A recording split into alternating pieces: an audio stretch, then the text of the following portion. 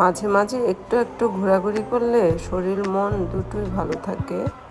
তো যেই কথা সেই কাজ, কুরবানি ঈদের সাথে সাথে ঘুরতে যাওয়ার জন্য রেডি হয়ে গেলাম। এবারে আমাদের গন্তব্য হচ্ছে ঢাকা টু কক্সবাজার, তাও আবার ট্রেনে।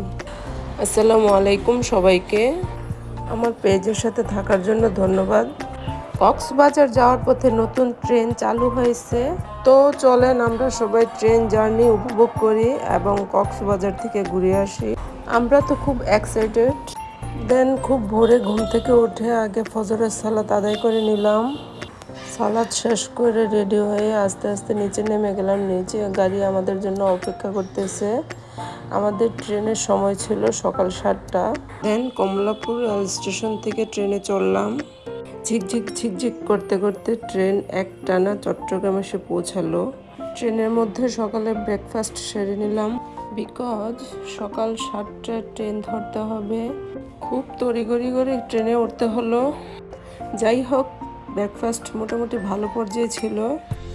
ব্রেকফাস্টে ছিল কাটলেট, স্যান্ডউইচ, চিকেন ফ্রাই এবং ব্রেড। প্রকৃতি দেখতে দেখতে নাস্তা করার মজাই ছিল একটু অন্যরকম।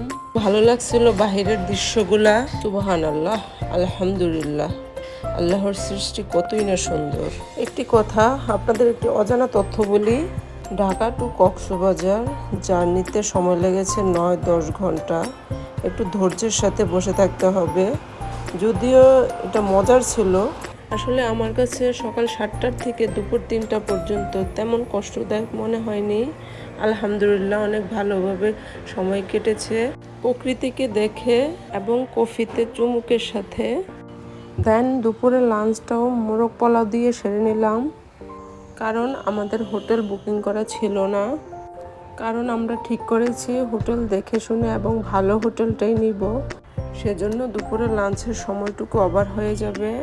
আমরা কক্সবাজারে 3 দিনের মতো সময় কাটিয়েছি। 3 দিনের ভিডিওতে কি কি থাকছে আশা করি আপনারা আমার চ্যানেলে চোখ রাখবেন। স্টেপ বাই স্টেপ ভিডিও আসবে ইনশাল্লাহ। আপনারা আমার পাশে থাকবেন আর ভালো ভালো কমেন্টস করবেন। আপনাদের কমেন্টসের মাধ্যমে আমাকে শক্তি আরও দ্বিগুণভাবে বাড়িয়ে দিই। এই তো দেখতে দেখতে ঝিনুক বাজার চলে আসলাম। তো ভিডিওটা শেষ প্রান্তে চলে এসেছি। পরবর্তী ভিডিও খুব তাড়াতাড়ি আসবে ইনশাল্লাহ। সবাই আমার এবং আমার ছেলে মেয়ের জন্য বেশি বেশি দোয়া করবেন। আমিও সবার জন্য দোয়া করি। ওকে, আল্লাহ হাফেজ।